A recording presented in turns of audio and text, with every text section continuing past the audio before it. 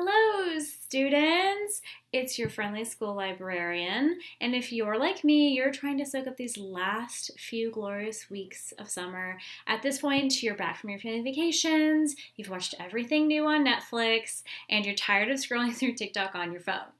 You might even be looking for something new to do, maybe considering reading a book.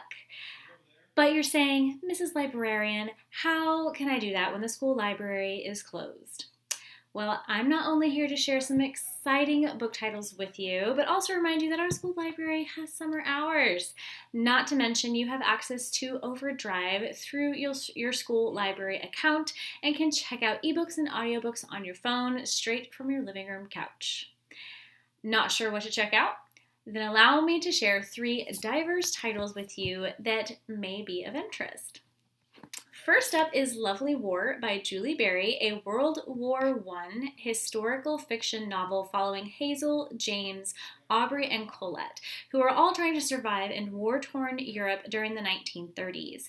Hazel and James meet at a local dance party before James is deployed to France. A budding romance blooms, and the two exchange letters over the course of the war as they try to stay connected across boundaries and battlefields. While working in a relief camp, Hazel meets Colette, a Belgian beauty whose family was murdered by invading German soldiers.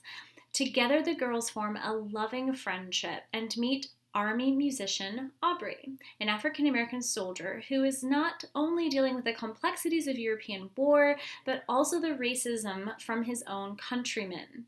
But when Aubrey and Colette start to have feelings for each other, they may be putting more than just their lives at risk.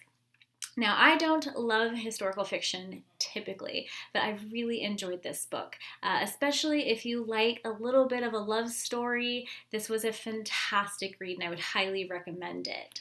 So next up is Ghost Boys by Jewel Parker Rhodes, a contemporary ghost story that follows 12-year-old Jerome, a black boy living in the inner city, who is shot and killed by a white police officer who mistakes his toy gun for a real one.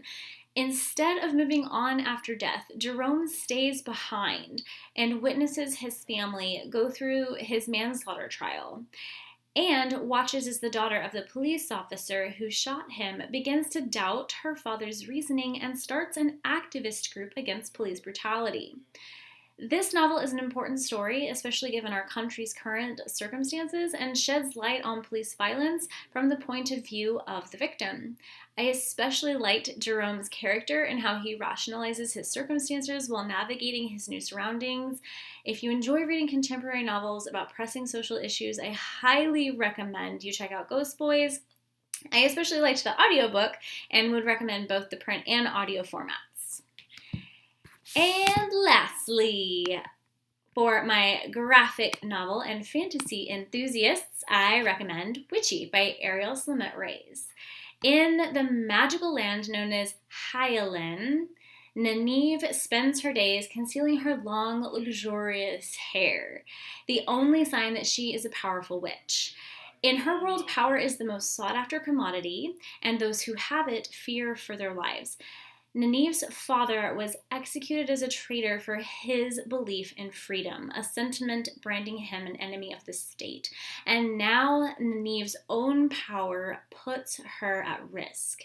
When the man responsible for her father's death visits Nynaeve's school looking for new military recruits, Nynaeve's secret is exposed, and her knee-jerk reaction not only impacts her, but the ones she loves most. So Witchy is fun and full of magic. It's a diverse cast of characters leap off the page and carry you along on this fantastical journey to find freedom in a world where the government decides who lives and who dies and assigns worth based on how well you can fall in line. So these books and many more can be found on our physical and digital library shelves. So go hop in your mom's minivan, have her drive you to school, and visit me in the library. Yes, I know it's nearing the end of summer, but you're bored, remember? So see you soon. Bye.